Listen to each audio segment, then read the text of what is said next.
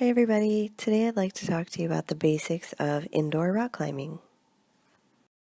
Some of the different types of climbing you can do include bouldering, which can be done without a harness or rope, and typically pretty close to the ground. Some gyms might have a maximum height that you can climb to, but usually it's wherever the climber feels comfortable.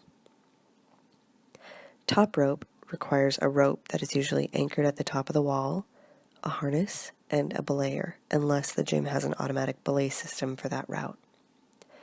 Sport climbing is where a climber climbs along a route with pre-positioned anchors for them to put the rope in as they climb up. And traditional climbing, similar to sport climbing, but the climber sets the anchors as they climb the route. Some essentials you'll need for climbing include climbing shoes. These are specially designed to help your feet grip the holds as you're climbing up the walls rather than slipping off. Next up would be chalk and optionally a chalk bag. Chalk comes in powdered form or block form. Some climbers like to chalk up their hands on the ground before they climb a route. Other climbers like to keep their chalk in a bag, clipped to their harness or around their waist, and use it as needed on a route. Speaking of harness, this is essential for all rope climbing.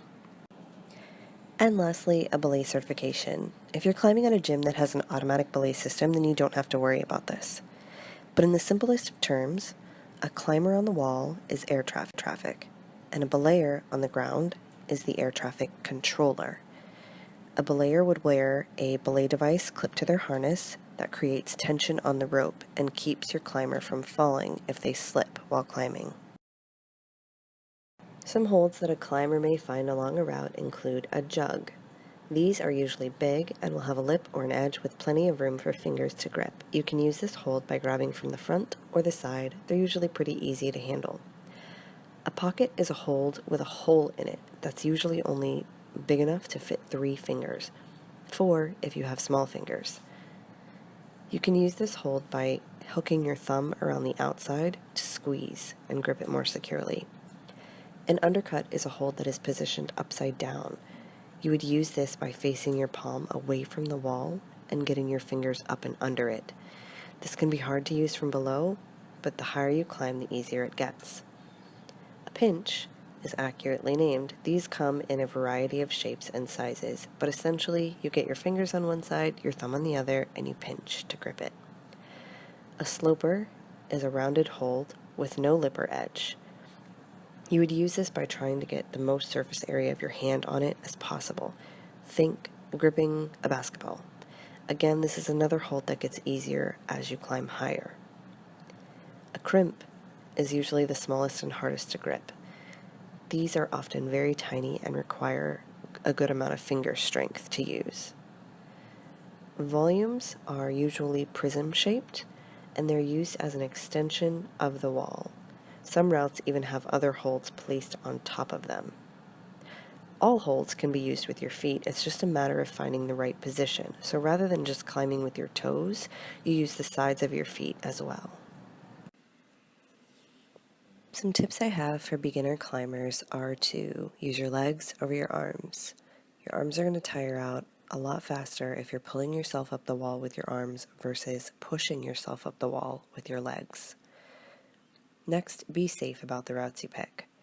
Routes are usually color-coded and rated. For top rope routes, they start at a 5 followed by a decimal followed by a number. So typically a 5.5 route or a 5.6 route is good for beginners. On the bouldering wall, routes start with a V followed by a number. So a V0 would be great for beginners. And lastly, communicate. It's very important for your climber to know that your belay is ready for you, and it's also important for your belayer to know when the climber needs to take a break or if the climber wants to be lowered. If you're interested in climbing, check out these locations. Maybe you'll find a gym near you.